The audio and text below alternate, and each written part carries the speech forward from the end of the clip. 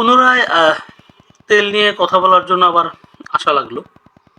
কারণ তেলের ব্যাপার নিয়ে বা জ্বালানি সংকট নিয়ে সরকার থেকে কোনো সুনির্দিষ্ট কোনো বয়ান নেই, সুনির্দিষ্ট কোনো প্ল্যান নেই। জনগণকে ওনারা ঠিকঠাক মতো অ্যাড্রেস করতে পারতেছেন না। গত ২-১ দিনে বেশ কিছু নিউজ আসলো।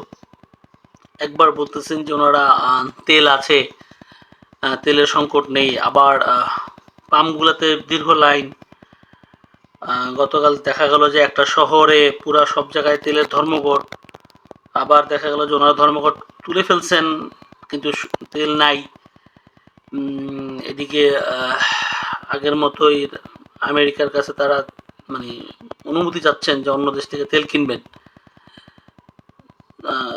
সব কিছু মিলিয়ে একটা মানে লেজে গোবরে অবস্থা। তো জনগণ থেকে সরকার এতটা বিচ্ছিন্ন যে ঠিকঠাক মতো ওরা অ্যাড্রেস করতেই পারতেছেন না। এবং তেলের ব্যাপারে কথা বলতে হয় মানে পররাষ্ট্র দপ্তরকে যে তেলের সংকট নাই, ওনারাও বলেন তেলের সংকট নাই।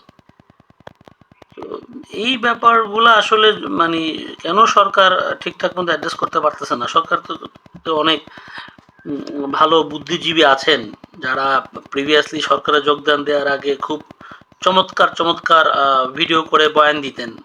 এখন আবার ওনারা সরকারে ঢুকে বলতেছে দেশ চালানো অনেক কঠিন। কেন?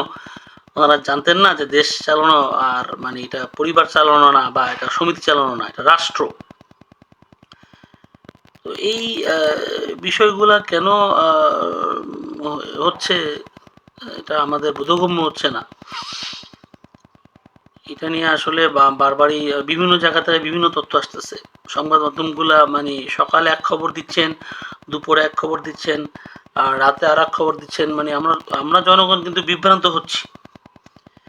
শুরুতেই একটা সরকার যদি শুরুতেই এরকম মানে ডিটাচ থাকেন জনগণ থেকে, একদম কংক্রিট কোনো যদি তথ্য না দেন কোনো একটা ক্রাইসিসের ব্যাপারে,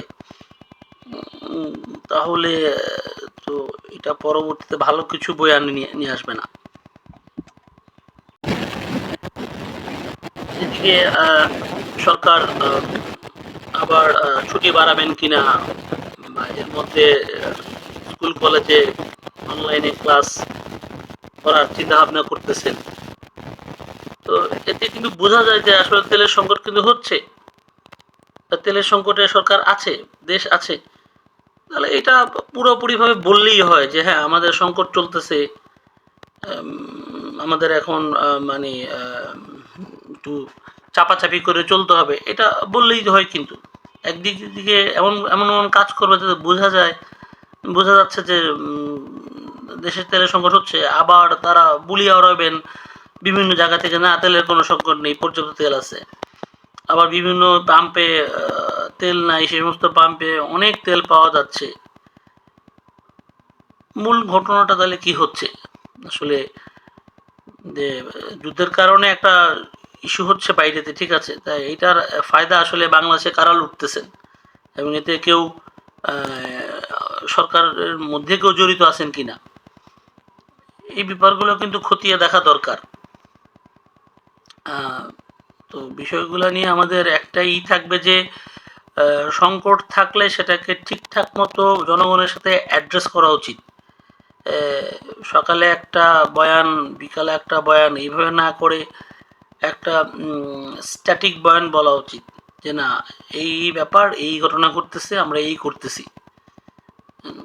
কাজ দেখাবেন একটা, নিউজ আসবে একটা, বাস্তব চিত্র হবে একটা। এইগুলো করলে জনগণের সাথে মানে প্রতারণা করা ছাড়া আর কিছু হবে না।